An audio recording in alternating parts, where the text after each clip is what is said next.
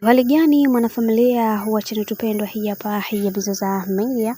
Kama ndo mara yako kwanza, basi usisahau kusubscribe, kulike, kushare pamoja na kucomment. Bwana, wasanii ambao walioweza kubadili dini na kuweza kuwa katika upande wa wanaume zao. Sasa leo hii nakuletea listi ya wasanii ambao walioweza kubadili dini na kwenda katika upande wa watu ambao wanaowapenda.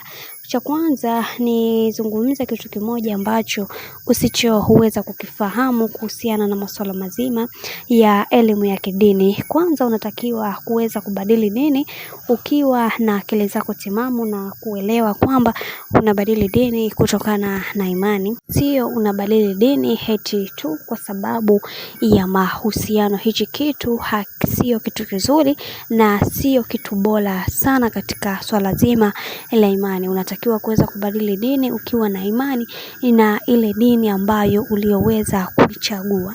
Kianzia na ndugu yetu ambaye ni Barnaba.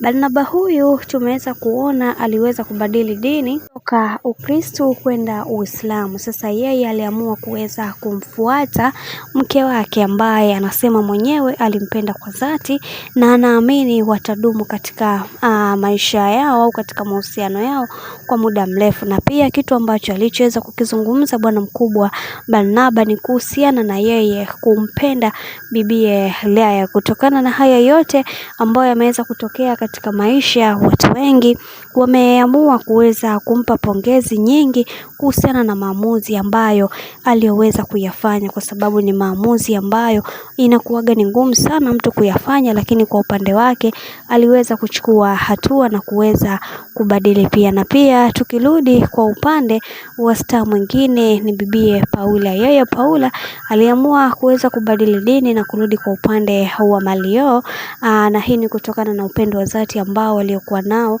kwa mume wake, na anasema kwamba atakili katika kila hatua ya maisha au katika kila hatua ya mahusiano yao atakuwa mke bora kwa bwana mkubwa Mario. Watu wengi wameweza kumpongeza na kumpa sifa nyingi, na hata ukimwangalia bibie Paula ni moja kati ya mtu ambaye anamheshimu sana mume wake Mario. Na pia tukirudi kwa upande mwingine kwa wasanii ambao waliweza kubadili dini ni bibie Faivani.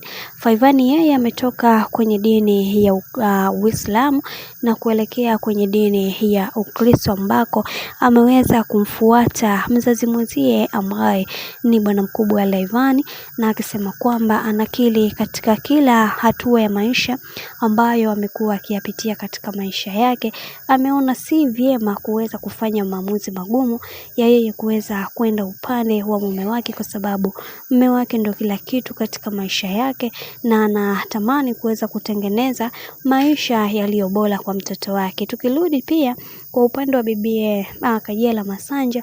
Kajala Masanja bwana, kutokana na imani ambayo alikuwa nayo na tulikuwa tunaona ni namna gani ambavyo anamtumikia Yesu Kristo, lakini leo hii ameweza kubadili dini na kwenda katika upande wa bwana mkubwa Harmonize, na inavyosemekana hawa watu tayari wameshaweza kufunga ndoa ya mkeka.